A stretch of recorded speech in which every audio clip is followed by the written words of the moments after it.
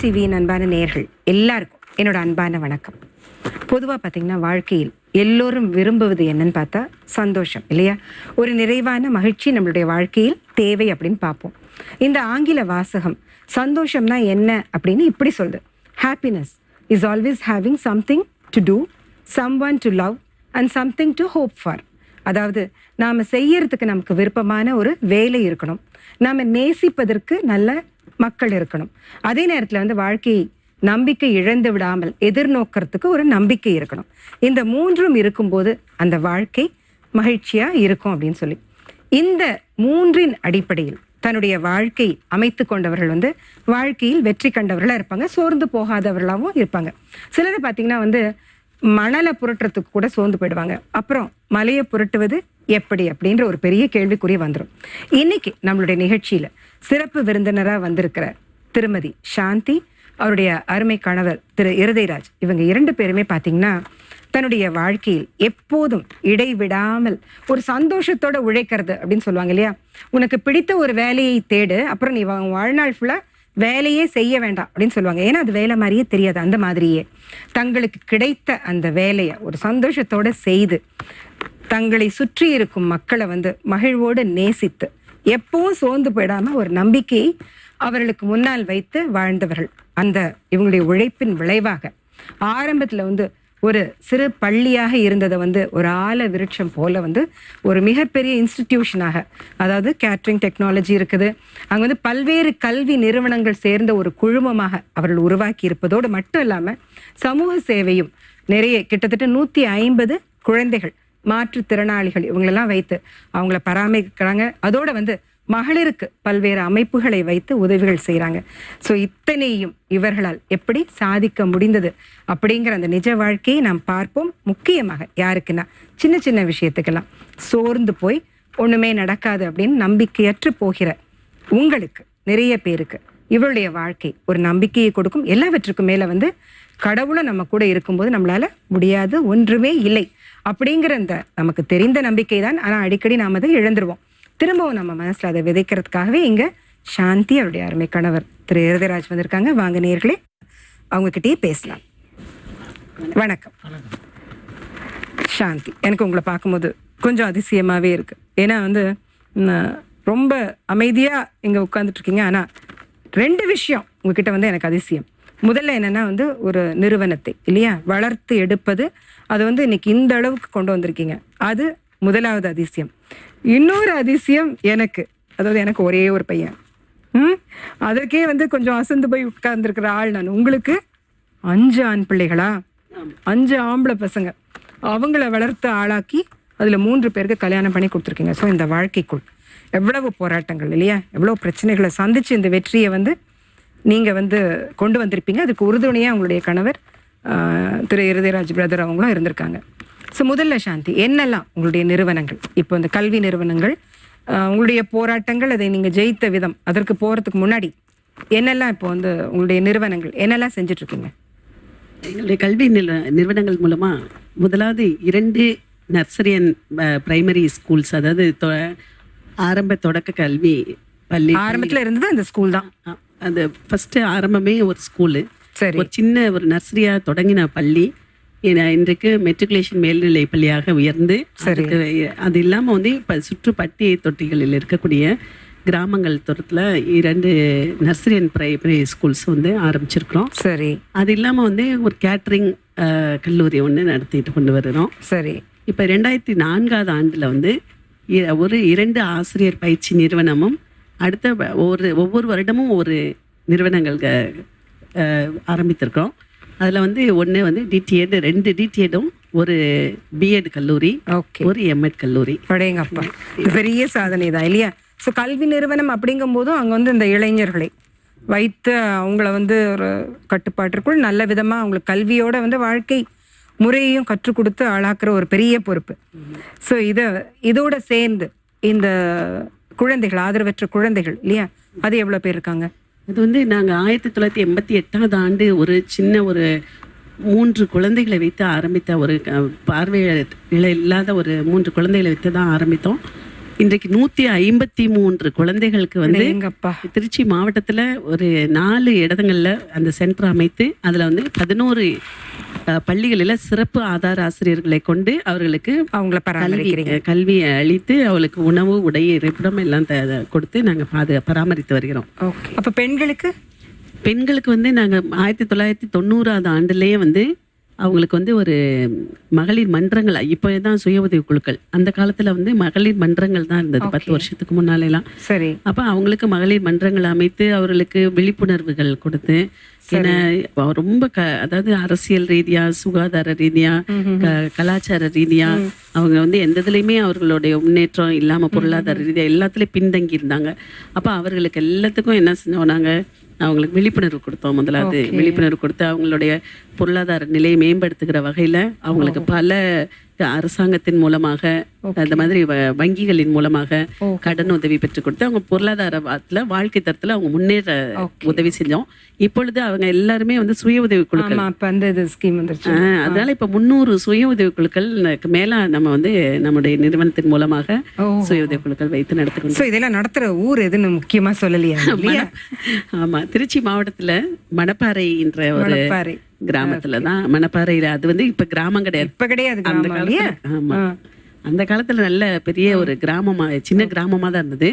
ஆனா இன்றைக்கு வந்து அது இன்னைக்கு பாத்தீங்கன்னா பயங்கரமான ஒரு பெரிய ஊராயிருச்சு. தாலுக் ஹெட் குவார்ட்டர்ஸா இருக்கு. அதுல வந்து இந்த குழுக்கள் எல்லாம் செயல்படுத்திட்டு இருக்காங்க. ஸோ இவ்வளவு அதான் இத்தனை கல்வி நிறுவனங்கள், இவ்வளவு சேவை அமைப்புகள், இதெல்லாம் வந்து இன்றைக்கு ஒரு முழு வடிவம் கொண்டிருக்கிறது. ஸோ ஆனால் ஆரம்பத்தில் இதையெல்லாம் வந்து செய்யறதுக்கு இல்லையா சாந்தி, எவ்வளோ கஷ்டங்கள் இருந்திருக்கும். ஸோ உங்களுடைய சின்ன வயசு எங்கே இதெல்லாம் ஆரம்பிச்சுது அப்படின்னு நம்ம பார்த்தா, எது உங்களுக்கு சொந்த ஊர்? என்னுடைய சொந்த ஊர் வந்து மதுரை மாவட்டம். மதுரையில பக்கத்துல சோழவந்தான்னு சொல்லுவாங்க. சரி. வெத்தலைக்கு பேர் போன ஊர் அந்த ஊர். சரி. அந்த ஊர் பக்கத்துல இருந்து ஒரு 3 கிலோமீட்டர் தூரம் எங்களுடைய ஊரு. சரி. அது வந்து கேத்தலிக் பீப்புள் வந்து அங்க உள்ள எல்லாமே, அது ஒரு ராயபுரம்ன்றது எஸ்டேட். ஓகே. அது வந்து நீங்க அடிப்படையில கேத்தலிக்கா பிறந்து வளர்ந்தது எல்லாமே நான் கேத்தலிக் தான். ஓகே. அதனால அந்த ஊர்லயே பிறந்து வளர்ந்தது. சரி. அதுக்கப்புறம் மணப்பாறைக்கு போனீங்க? ஃபாத்திமா கல்லூரின்னு சொல்லி மதுரையில இருக்கு. ஃபாத்திமா காலேஜ். ஆமா, அந்த ஃபாத்திமா காலேஜ் எல்லாம் படிச்சிட்டு இருந்தேன். படிக்கும்போது எங்க குடும்பத்து பிரச்சனையின் காரணமாக அம்மா அப்பாவும் அந்த ஊரை விட்டே வர வேண்டிய சூழ்நிலை. அதாவது குடும்பத்துல வந்து பெரியப்பா சித்தப்பா அவங்களுக்குள்ள, அப்பா அவங்களுக்குள்ள கொஞ்சம் ப்ராப்பர்ட்டி ப்ராப்ளத்தினால, சொத்து தகராறுனால, அதனால ஊரை விட்டே அம்மா அப்பா என்னை வந்து அழைச்சிட்டு, எனக்கு அக்கா 2 பேர், அக்கா ஒரே அக்கா தான், 2 பிள்ளைங்க தான், அக்காவும் நீங்களும். ஆமா. அதனால அக்கா வந்து மேரேஜ் பண்ணி முடிச்ச உடனே அப்புறம் நாங்க தனியா வந்துட்டு மதுரையில என்னுடைய படிப்பு கொஞ்ச நாள் குறை நாள் முடிக்கணுன்றதுக்காக வந்து மதுரையில கொஞ்ச நாள் இருந்தோம். அப்புறம் அந்த மதுரையில இருந்து நான் வந்து திரும்ப வந்து சிஸ்டரா போறேன்னு சொல்லிட்டு. சிஸ்டரா போகணும்னு ஒரு ஆசையா? எனக்கு வந்து மற்றவங்களுக்கு சேவை செய்யறதுனா ரொம்ப பிடிக்கும். சின்ன வயசுல இருந்தே ஹாஸ்டல்ல இருந்துட்டு வந்தா கூட நான் வந்து இங்க வந்து பிள்ளைகளுக்கு. அப்படி கான்வென்ட்டுக்கே போயிட்டீங்களா? ஆமா, கான்வென்ட்ல வந்து சர்வைட் கான்வென்ட்ல வந்து ஒரு 6 months எல்லாமே எதுவுமே ஜுவல்ஸ் எல்லாம் போடாம வெறும் சாரி பிளவுஸ் தான். அது மாதிரி வந்து அஸ்பேரண்டா இருந்தேன். ஒரு 6 months இருந்துட்டு நமக்கு இஷ்டம்னா இருக்கலாம், இல்லைன்னா வந்துடலாம். சரி. ஆனா நான் வந்து இருக்கணும்ன்ற ஒரு பிடிவாதத்துல இருந்தேன். ஆனா அப்பா அம்மா வந்து அதை விரும்பல. ஏன்னா நான் வந்து என்னை வந்து ஆண் குழந்தை மாதிரி தான் நினைப்பாங்க. அதனால கட்டாயப்படுத்தி கூட்டிட்டு அப்பா அம்மாவுக்கு ஆண் குழந்தை இல்லாதனால நான் அவங்களுக்கு கூட இருக்கணும் அப்படின்றதுனால கூட்டிட்டு அப்படியே அதுக்கப்புறம் தான் மணப்பாறை வந்து செட்டில் ஆனது. ஆமா, அதுக்கு பாடு மணப்பாறையில வந்து ஃபுல்லா வந்து அப்பா வந்து இந்த சொந்தக்காரவங்க இருக்கிற இடத்துலயே இருக்கக்கூடாது, இது மாதிரி வந்து இப்படி ஒரு பிரச்சனை வந்த பின்னால நம்ம எப்படியாவது தனியா போயிடணும்னு, மணப்பாறைன்றது எங்க இருக்குன்னே தெரியாது. ஆனா அந்த ஊரை செலக்ட் பண்ணி அப்பா அம்மா யாரும் இல்லாத ஒரு இடமா ஒதுங்கி இருந்துட்டாங்க. என்ன பண்ணாரு அப்ப வந்து எங்க அத்தை வந்து இதுல கஸ்டம்ஸ்ல இருந்ததுனால, அத்தையோட வீட்டுல வந்து கஸ்டம்ஸ் ஆபீசர் இருந்ததுனால அவர்கிட்ட சொல்லி உடனே மில்லுல வந்து ஒரு ஒர்க் வேலை வாங்கிட்டு நீங்க படிச்சு முடிச்சிருந்தீங்க. நீங்க வேலைக்கு எதுவும் போலியா? நான் வந்து படிச்சு அதை சிஸ்டர் போயிட்டு வந்த உடனே எனக்கு வீட்டுல அந்த ஊர் ரொம்ப பட்டிக்காடா இருந்தது. அதனால அந்த ஊர்ல இருக்கவே எனக்கு இஷ்டம் இல்லை. அதனால ஃபாதர் கிட்ட சொல்லி, ஃபாதர் மரி லூயிஸ்ன்னு சொல்லி அவர் வந்து எனக்கு இதுல வாங்கி கொடுத்தாரு. திருப்பூர் சென்ட் ஜோசப்ஸ் மெட்ரிகுலேஷன் ஸ்கூல்ல ஜாப் வாங்கி கொடுத்து அங்க இருந்தீங்க. நான் அங்க வந்து 1.5 years இருந்தேன். அங்க 1.5 years இருந்தீங்க. அதுக்கப்புறம் இவர் இளையராஜா பிரதர் அவர் நடத்தின ஸ்கூலுக்கு வேலைக்கு வந்தது எப்போ? அது வந்து 1976 ஆண்டு. அதுக்கப்புறம் மணப்பாறைக்கே வந்துட்டீங்க. ஆமா, மணப்பாறையில் நான் வந்து வேலைக்கு வரும்போது இங்கே நான் வேற ஒரு எல்எஃப்ல அங்கே நான் இருந்தப்ப நான் ரொம்ப ஆக்டிவாக ஒர்க் பண்ணுறதை பார்த்து சிஸ்டர்ஸ் எல்லாம் என்னை சிஸ்டராக வர சொல்லி என்னை திரும்ப ஏற்கனவே வந்துட்டேன். இவங்க வந்து ப்ரெசன்டேஷன் கான்வென்ட்லேருந்து என்னை வரணும் அப்படின்னு சொல்லி கம்பல் பண்ணாங்க. அப்போ நான் என்னால் வந்து மறுக்க முடியல. அதனால லீவ் போட்டுட்டு வீட்டுக்கு வந்தேன். வீட்டில் வந்தோடனே அப்பா அம்மாட்ட சொன்னேன், நீ போவே வேண்டாம் இருந்துருன்னு சொல்லிட்டாங்க. அங்கே போனால் அப்படி ஆகிடும். ஆமாம். ஸோ எப்படி போக முடியும், இங்கே தான் வேற இது இருக்கே வெயிட்டிங்ல. சரி, அப்புறம் எப்போ அவரோட ஸ்கூலுக்கு போனீங்க வேலைக்கு? நான் வந்து அப்புறம் திரும்ப 6 months வந்து கான்வென்ட்ல மணப்பாறை லோக்கல்லையே ஒரு கான்வென்ட்ல போயிட்டு ஒரு பேபி கிளாஸ்க்கு டீச்சராக வந்து போனேன். அங்கே சரி, அங்கே பேபி கிளாஸ் மட்டும்தான் இருந்தது. நான் வந்து அன்ட்ரெயின்டு தான், அதனால ட்ரெயின்டு கிடையாது. அதனால பேபி கிளாஸ்ல வந்து டீச்சராக இருந்தேன். 6 months இருந்தேன். அப்போ அந்த நேரத்தில் இவங்க வந்து ஸ்கூல் ஆரம்பிச்சாங்க. அப்போ எனக்கு தெரியாது, இவங்க ஸ்கூல் ஆரம்பிச்சதெல்லாம் தெரியாது. சரி, மணப்பாறையிலே. ஆமாம். அப்போ வந்து என்னைய வந்து அங்கே உள்ளவங்க எல்லாம் சொன்னாங்க, நீங்கள் இங்கே இருந்து அவ்வளோ தூரம் போகிறதுக்கு பக்கத்துலேயே தானே ஸ்கூல் இருக்குது, இங்கே போய் கேட்கலாமே அப்படின்னாங்க. அப்புறம் சரி நான் வந்து போய் வேலை கேட்க போனேன். அப்போ எங்கள் அம்மா சொன்னாங்க, வேண்டாம் ஆம்பளை பார்க்குற ஸ்கூலுக்கெல்லாம் வேலைக்கு போக வேண்டாம், அது ஆம்பளை நடத்துகிற ஸ்கூல்னு சொன்னாங்கல்ல, வேண்டாம் அப்படின்னு சொன்னாங்க. நான் சொன்னேன், இல்லைம்மா இவ்வளோ தூரம் போக வேண்டியிருக்குது, அதனால இதுனா பக்கத்துல நம்ம வீட்டு பக்கத்துல வேலை கேட்க தான் போனீங்க. ஆமா, வேலையில கூட சேரல. இல்ல, வேலை கேட்க வந்த பொண்ணை பார்த்து அவ்வளோ பெரிய கேள்வி கேட்கறதுக்கு அவருக்கு எப்படி நேரடியாக கேட்டாரா? ஆமா, அதாவது முதல் நாள் கேட்கல. முதல் நாள் நான் வந்து இவங்களை பார்த்து கரஸ்பாண்டன்ட்னு நினைக்கவும் இல்லை. ஓகே, பார்த்தா அப்படி தெரியல, கரஸ்பாண்டன்ட் மாதிரி தெரியல. இவங்க சின்ன பையன் சின்னவராக தான் இருந்திருப்பார் இல்லையா? ஆமா. ஓகே, இவங்க வந்து என்ன நான் வரும்போது இவங்க நினைச்சிருக்காங்க ஏதோ அட்மிஷனுக்கு வர்றாங்க போல, ரொம்ப பெரிய ஆஃபீஸர் வீட்டுல இருந்து வருவாங்க போல அப்படின்னு நினைச்சிருக்காங்க இவங்க. அப்போ நான் பார்த்துட்டு உடனே இந்த மாதிரி ஜாப் வேணும் அப்படின்னு சொல்லி கேட்ட உடனே சரி, உடனே நீங்க வந்து நான் கரஸ்பாண்டன்ட்டை கேட்டு வர்றேன் அப்படின்னு சொல்லிட்டு அடுத்த நாள் வர சொன்னாங்க. சரி, அப்புறம் அடுத்த நாள் எங்க மாமியார் தான் கரஸ்பாண்டன்ட்னு சொல்லி எனக்கு தெரியாது. அப்போ வந்து அடுத்த நாள் வந்து சரி உங்களோட ரெஸ்யூம் எல்லாம் கொடுங்க அப்படின்னு சொல்லிட்டு வாங்கிட்டாங்க. ஆயிட்டு அப்புறம் 3rd day வந்து ஜாயின் பண்ண சொன்னாங்க. சரி ஜாயின் பண்ணிட்டேன். ஓகே, ஜாயின் பண்ணிட்டு நான் வந்து அங்கே கான்வென்ட்ல ஒர்க் பண்ணப்ப அங்கே இருக்க பேரண்ட்ஸ் எல்லாம் என்ன செஞ்சாங்க, பிள்ளைகளை பூரா இங்கே கொண்டாந்து சேர்த்துட்டாங்க. நான் இங்கே போறேன்னு சொல்லிட்டு அப்போ இங்கே கொண்டாந்து சேர்த்து விட்டோன்னே அப்புறம் இவங்க வந்து என்னை வந்து ஜாப்ல நீங்க வேலையெல்லாம் பார்த்துட்டு இருந்தீங்க. வேலை பார்த்துட்டு எவ்வளோ நாள் கழிச்சு கேட்டார்? வேலையில போய் ஜாயின் பண்ணி என்னைக்கு வந்து 2 நாள் வந்து வேலை கேட்டு போறதுக்கு அப்பதான் நீங்க என்ன இது என்னை பத்தி டீடைல்ஸ் ஃபுல்லா விசாரிச்சாங்க. இது மாதிரி என்ன நீங்க வந்து கேஸ்ட் என்ன கவனமா தான் எல்லாத்தையும் கேட்டுட்டு தான். சரி, இல்ல எப்ப சொன்னாரு உங்களை கல்யாணம் பண்ணிக்க விரும்புறேன்னு சொன்னது? எத்தனை நாள் கழிச்சுன்றது தெரிஞ்சுக்கிறதுக்கு தான். அந்த ஜாயின் பண்ண அன்னைக்கே போய் ஜாயின் பண்ண 3rd day நான் வந்து ஜாயின் பண்ணேன். அன்னைக்கு ஈவினிங் வந்து பகல்ல ஒன்னும் கேட்கல. ஈவினிங் வந்து மேடம் கொஞ்ச நேரம் இருங்க, நீங்க ஸ்கூல் விட்ட உடனே போயிடாதீங்கன்னு சொன்னாங்க. நான் அப்புறம் சரி நின்ன உடனே அப்பா கேட்டாங்க, இது மாதிரி நிறைய இது சொல்லிக்கிட்டே வந்தாங்க. எனக்கு ஒண்ணுமே புரியவே இல்லை. எனக்கு அப்பெல்லாம் எங்க மாமா பொண்ணெல்லாம் வந்து எங்க மாமா பொண்ணு இருந்துச்சு. அதுக்கு எனக்கு நிறைய பேர் எனக்காக காத்துட்டு இருக்காங்க. மாமா பொண்ணு வந்து பாய்சன் சாப்பிட்டு இறந்துருச்சு. வந்து அதுக்கு ஒண்ணுக்குதான் நான் பூவே வாங்கி கொடுத்துருக்கேன் அப்படிலாம் சொல்லி, இதெல்லாம் எதுக்கு நம்மள்ட்ட சொல்றாரு அப்படின்னு சொல்லி எனக்கு கொஞ்சம் ஒரு ஆப்சன்ஸ் மைண்ட் கொஞ்சம். ஓகே, புரியல. அவர்கிட்ட கேட்போம், என்ன சாந்திய பார்த்தோன்னு பிடிச்சதா? ஆமா, கல்யாணம் பண்ணிக்கணும்னு முடிவு பண்ணிட்டீங்க. முடிவு பண்ணி தான் அவங்க கிட்ட இதெல்லாம் சொல்லிட்டு இருந்தீங்களா? சோ என்ன பிடிச்சது சாந்தி கிட்ட அப்படி தனிப்பட்ட? வந்து வரும்போது ஒரு பிரைட்டான ஒரு ஏஞ்சல் மாதிரி வந்தாங்க. ஓடேங்கப்பா, ஆனா நான் நினைச்சது வந்து அட்மிஷனுக்கு வர்றாங்க. அவ்வளவு சின்ன பிள்ளையா அப்படின்னு நான் நினைச்சேன். ஓகே, அவங்க வேலையில சேர்ந்தாலும் ஒரு வாரத்துக்குள்ள ஓகே முடிவு பண்ணிட்டீங்க. ஆமா, டெய்லி நான் வந்து பாடுபட்ட சுருவத்துக்கு போவேன், அந்த மணப்பாறை சர்ச்சில். ஓகே, போகும்போது ஆண்டவர் எனக்கு உணர்த்தினார், நீ ட்ரெயின்ல வர்ற ஆங்கிலேயன் சொன்ன டீச்சர்களோட அதை நீ கெட்டு போகாம இருக்கிறதுக்கு ஒரு துணையை தேடிக்க அப்படின்னு சொன்னாங்க. உடனே நான் உந்தப்பட்டு சரி இவங்க சரி அட்மிஷனுக்கு தான் வந்திருக்காங்க, ராயல்டி காரங்க போல அப்படின்னு வேலை கேட்டோன்னு எனக்கு ஒரு பெரிய ஆச்சரியம் ஆயிடுச்சு. கல்யாணம் பண்ண அவருக்கு பிடிச்சிருச்சு. அவர் கேட்டுட்டார். சாந்தி என்ன டிசைட் பண்ணீங்க? எனக்கு வந்து நான் சொல்லிட்டேன் உடனே. ரொம்ப நேரம் வரைக்கும் நான் ஒண்ணுமே அவங்க சொல்றது என்ன சொல்ல வராங்கன்னு புரியல. நான் பாட்டு பேசாம நின்றுட்டே இருந்தேன். என்ன மேடம் நான் கேட்கறேன், நீங்க பதிலே சொல்லலையே. நான் உடனே என்ன சார் அப்படின்னு, இல்லை நான் ஸ்ட்ரைட்டாக சொல்கிறேன், உங்களை நான் மேரேஜ் பண்ண விரும்புகிறேன் அப்படின்னா, ஐயோ நான் அழுக ஆரம்பிச்சிட்டேன். ஏன்னா வந்து நான் உங்கள்கிட்ட வேலை கேட்டு தான் சார் வந்தேன், நான் வந்து உங்களை கல்யாணம் பண்ணிக்கணும்னு வரல சார், நான் அந்த மாதிரி எனக்கு ஐடியாவே இல்லை, எனக்கு கல்யாணம் பண்ணிக்கணும்னு ஐடியாவே இல்லை, 2 தடவை சிஸ்டராக போயிட்டு எஸ்கேப் ஆகி வந்திருக்கேன், கன்னியாஸ்திரி ஆகணும்னு. அதனால எனக்கு இஷ்டம் இல்லை சார் அப்படின்னு சொன்னேன்.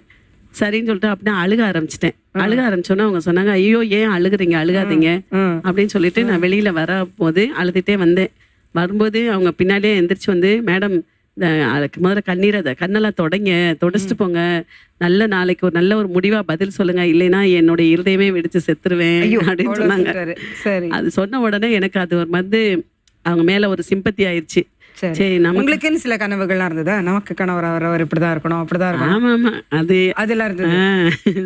அது என்ன? அதாவது ஒரு நல்ல ஒரு பைலட் மாதிரி ஒரு ஸ்பெஷல் சாந்தி, பைலட் மாதிரி. அது என்னமோ அதை பார்த்த உடனே எனக்கு அந்த டிசிப்ளின், அந்த ட்ரெஸ், அந்த டிசிப்ளின் அது மாதிரி அது எனக்கு பிடிச்சிருந்தது. அதாவது ஒரு பைலட்டை வந்து பார்க்கும்போது ஏர்போர்ட்ல பார்க்கும்போது அவங்களோட ஒரு இது நல்ல. அது ஒரு பக்கம். அந்த வயசுல எல்லாருக்கும் ஒரு கனவு எப்படி எப்படி இருக்கணும்னு. சரி, எப்ப டிசைட் பண்ணீங்க, எப்படி டிசைட் பண்ண முடிஞ்சது? இல்ல எனக்கு வந்து நான் வந்து மனசுல வந்து எனக்கு வந்து இஷ்டம் இல்லாம தான், ஐயோ வேலைக்கு இப்போ இந்த வேலையும் விட்டுட்டோம், இங்க வந்து போகல, இது சரின்னு சொன்னா இவங்க இறந்து போய் அம்மா அப்பாட்ட சொல்லல. ஏற்கனவே அம்மா போக கூடாதுன்னு சொன்னாங்க, நான் மீறி போனேன். அப்ப நான் சொன்னேன், நீ கேட்கல அப்படின்னு சொல்லுவாங்க அப்படின்ற பயம் வேற. அதனால நான் வந்து எப்படிடா அதை சொல்றது அப்படின்னு சொல்லி பயந்துட்டு நான் 2 நாள் ஸ்கூலுக்கும் போகல. அதுக்கு பிற்பாடு வந்து என்னுடைய 3ஆவது நாள் தான் எங்க மாமியாரே நேரடியா வந்துட்டாங்க. அம்மாவே வந்துட்டாங்க, அம்மா அனுப்பிச்சு விட்டாரு பொண்ணு. ஆமா. ஓகே. அப்புறம் அம்மா வந்துட்டு சொன்ன உடனே அப்புறம் அப்பா அம்மா சொன்னாங்க, நாங்க வந்து ரொம்ப ஒரு சூழ்நிலையில நாங்க நல்ல வசதியா இருந்த குடும்பம் தான், ஆனா வந்து இந்த ஊருக்கு வந்து நாங்க வந்து எல்லாமே நாங்க வந்து விலைக்கு வாங்க மாட்டோம். எங்க ஊர்ல கிராமத்துல இங்க வந்து ரொம்ப எல்லாமே காசு போட்டு வாங்க வேண்டிய சூழ்நிலை எங்களுக்கு வந்து கொஞ்சம் சிரமமா இருக்கு. இப்பதான் ஒரு பெரிய பொண்ணை மேரேஜ் பண்ணி கொடுத்தோம், அதனால மேரேஜ் பண்ணி கொடுக்குற ஐடியாவும் இல்லை, இப்போதைக்கு நாங்க கொடுக்க மாட்டோம் அப்படின்னு சொன்னாங்க. அதுக்குள்ளேயும் எங்க மாமியார் இருந்துட்டு சொன்னாங்க, இல்ல உங்க பொண்ணுக்கு நீங்க எப்ப வேணாலும் செஞ்சுக்கோங்க, அதை பத்தி இல்ல, பொண்ணை மட்டும் நீங்க கொடுத்தீங்கன்னா போதும் அப்படின்ற மாதிரி அவங்க கேட்ட பிற்பாடு அப்புறம் சரின்னு அப்பா அம்மாவும் சம்மதிச்ச உடனே அப்புறம் நான் என்ன செஞ்சேன், சரி இவங்களெல்லாம் எங்க மாமியார்லாம் பார்த்த உடனே எனக்கு கொஞ்சம் பிடிச்சிருந்துச்சு. அதனால சரி ஒரு உயிரையும் காப்பாத்தின மாதிரி இருக்கும் அப்படின்றதுல. அவ்வளவு ஸ்ட்ராங்கா சொன்னாரா? அதனால ரொம்ப ஒரு மாதிரி சொன்ன உடனே தான் எனக்கு அந்த இதுல பயந்து, அதுக்கு பிற்பாடு சரி நம்ம வந்து இத கடவுளுக்கு சித்தம். அப்ப வந்து கடவுளை பத்தி நான் அப்படிலாம் சித்தம்ன்றதெல்லாம் எனக்கு தெரியாது. நான் வந்து கேத்தலிக், உங்களுக்கு தெரியும், கேத்தலிக்ல வந்து நம்ம அப்படிலாம் நினைக்க மாட்டோம். ஏதோ சண்டே சர்ச் போறோம் வர்றோம், அங்க வந்து பைபிள் படிக்கிறது கிடையாது, அதனால தெரியாது. மாதா மேல ஒரு நம்பிக்கை, சரி நம்ம கடவுள் எப்படி நமக்கு இது பண்றாரோ அப்படின்னு சொல்லி ஓகேன்னு சொல்லியாச்சு. அது உடனே கல்யாணம் ஆயிடுச்சு 76ல. ஆமா. சோ அவருக்கு அவர் நினைச்சது நடத்தியாச்சு. திருமண வாழ்க்கை எப்படி இருந்தது? நாங்க 2 பேரும் ரொம்ப சந்தோஷமா 2 பேரும் என்னை விட்டு ஒரு நிமிஷம் பிரியவே மாட்டாங்க. ஏன்னா 2 பேருக்கும் ஸ்கூலுக்குள்ளேயே வீடு, ஸ்கூலும் வீடும் ஒண்ணு. அதனால வீட்டுக்குள்ளேயே 2 பேரும் கிளாஸும் நடத்துவோம். அதே சமயத்துல முடிச்ச உடனே 2 பேரும் அங்க வீட்டுல உட்காந்துட்டு என்னை விட்டு பிரியவே மாட்டார் அப்படிங்கிறது ஒரு பக்கம் பார்த்தா சந்தோஷம், ஒரு பக்கம் பார்த்தா கொஞ்சம் சங்கடம். அது என்ன அர்த்தத்துல எடுத்துக்கலாம்? சங்கடம்ன்றது எனக்கு ஒண்ணும் தெரியல. என்னன்னா சில பேர் ரொம்ப பொசசிவா, அதுதான் அந்த ப்ராப்ளம் இருந்ததா? அது இருந்துச்சு நிறைய. அதாவது யாரும் என்கிட்ட பேசிடக்கூடாது. ஐயோ, பேரண்ட்ஸ் வந்தாங்கன்னா கூட என்ன இந்நேரம் வரைக்கும் பேச்சு அப்படின்னுவாங்க. அப்ப நான் சொல்லுவேன், பேரண்ட்ஸ் வந்து கேக்குறப்ப நம்ம வந்து சொல்லிதான் ஆகணும். இது மாதிரி வந்து இது மாதிரி நல்லா படிக்கிறாங்கன்னா, என் பிள்ளை நல்லா படிக்குதான்னு கேட்கும்போது நான் பதில் சொல்லிதான் ஆகணும். அப்படி வந்து அப்படி இல்லைன்னா நான் பேசாம வீட்டுல இருந்துக்கிறேன், நீங்க இருந்துக்கங்க அப்படின்னு சொல்லுவேன். அது என்ன, அது ஒரு தாங்க முடியாது இதுவா? என் புருஷன் தான் எனக்கு மட்டும்தான்ற மாதிரி, என் ஒய்ஃப் தான் எனக்கு மட்டும்தான்ற மாதிரி. ஓகே, அது ஒரு சொல்லுவாங்க, அது அப்படி வந்து போகும். நான் சொல்லுவேன், ஏன் அப்படிலாம் நினைக்கிறீங்க அப்படின்னு கேட்டா சொல்லுவாங்க, இல்ல நீ உன் மேல எனக்கு சந்தேகமே கிடையாது, நீ ரொம்ப இன்னசென்ட், அதனால மற்றவங்க உன்னைய வந்து நினைச்ச எதுவும் ஆசைப்படுற நினைக்க கூடாது, அதுக்காக ஓவர் அன்பில் சமயம் அந்த மாதிரியான பிரச்சனை வரும். ஓகே சாந்தி, இப்ப கல்யாணம் ஆயிடுச்சு.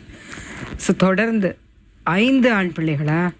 என்ன பொண்ணுக்கு ஆசைப்பட்டே வரிசையா? ஆமா ஆமா, பொண்ணு பிறக்கும், பொண்ணு இதா இருக்கும், பொண்ணு அதா இருக்கும்னு பொண்ணுக்கு ரொம்ப ஆசை எனக்கு ரொம்ப இஷ்டம். அதனால நான் வந்து அது இல்லை அப்படிலாம் கிடையாது. எனக்கு வந்து ஏதோ வந்து இருக்கும், ஆம்பளை பிள்ளைங்க ஒரு 3வது ஆம்பளை பையனுக்கு அப்புறம் 4வது பொண்ணு பிறக்காதா 5வது பொண்ணு பிறக்காதானே. ஓகே, இதுல ரிஸ்க் எடுக்கலாம். சில பேர் 5 பொண்ணு 3 பொண்ணுக்கு அப்புறம் 4வது பையன் பிறக்கும், 5வது பையன் பிறக்கணும், 5 பொண்ணு 6 பொண்ணு. ஓகே, எதுவாக இருந்தாலும் கடவுளோட குழந்தைகள். பட் எனிவே, ஆனால் சின்ன விஷயம் இல்லை இல்லையா சாந்தி?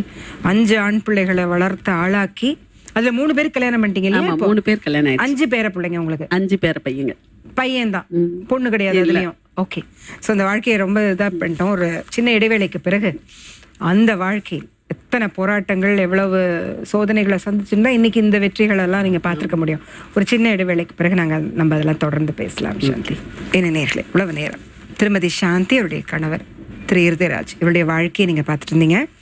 அதான் கொஞ்சம் அதிசயமாக நான் கேட்பேன், எல்லாருமே கூட எனக்கு கிண்டல் பண்ணுறது உண்டு. 5 பிள்ளைங்களா எப்படி வளர்த்தீங்க? அந்த காலத்தில் வந்து சாதாரணமாக வளர்த்தாங்க. எந்த வீட்டில் பார்த்தாலும் 7 பேர் 8 பேர் 10 பேர்லாம் இருப்பாங்க. கொஞ்சம் சாந்தியுடைய காலத்தை பார்த்தால் 2-3 பேர் தான், அதில் 5 குழந்தைகள், அதுவும் ஆண் பிள்ளைகள். அவர்களை வளர்த்து ஆளாக்கி இன்னைக்கு 5 பேர பிள்ளைகள் பசங்க அவங்களுக்கு வந்து இருக்கிறாங்க. ஸோ இந்த நிலைக்கு நடுவில் வாழ்க்கையில் எவ்வளவோ சோதனைகள், போராட்டங்கள் இல்லையா, அதையெல்லாம் தாண்டி அவங்க ஜெயிச்சு வெற்றி பெற்றிருக்காங்க. ஸோ அது என்ன அப்படின்னு சொல்லி ஒரு சின்ன இடைவேளைக்கு பிறகு நாம் தொடர்ந்து பேசலாம். காத்திருங்கள்.